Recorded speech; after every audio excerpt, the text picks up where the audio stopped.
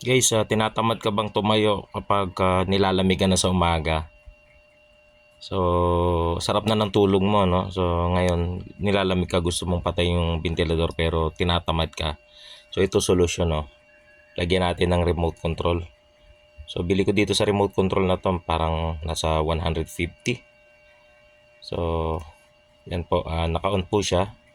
Itong remote na to, katabi ko to pag natutulog ako kasi pag giniginawa ko sa umaga, tamad na tamad talaga ako bumangon. So, ito po, yan, no?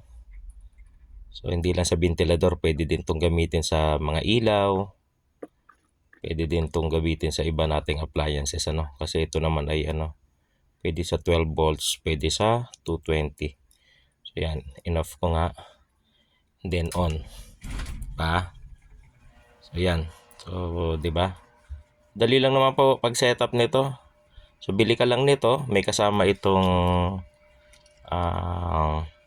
isa pa kung saan doon natin i-connect yung wire ng ating ventilador or yung connection ng ating ibang appliances. So, pakita ko guys. Yan, kung makapansin nyo po, ito yung plug. Yan. So, ito yung sinasabi ko, isa pang part kasama nito pagbili mo. Pagbili mo, may kasama nito. Meron siyang mga paglalagyan, ano. So, yung nasa parting kaliwa, yung nakalagay na AC input, makikita ka ng L at saka N. So, line neutral. So, kapag nasa Laguna ka, line 1, line 2 yan. So, kahit magkabaliktad. And then, ito na nga, yung sa ventilador, paakyat. Ayun. Tinugtungan ko lang yan. So, yun yung switch. Yan. So, nakakonekta doon. Ayan. So, yung kalahati, dito naman siya sa AC output, ano. Kung mapapansin nyo, nakalagay AC output.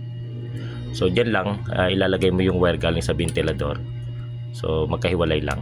So, yan, obligado pinutol. Buo to eh. Yan yung plug ng ventilador, buo. So, ngayon, obligado puputulin mo para may kabit mo dito. So, ganun lang po ang settings niyan. Ito naman po ay nakasetup sa 220.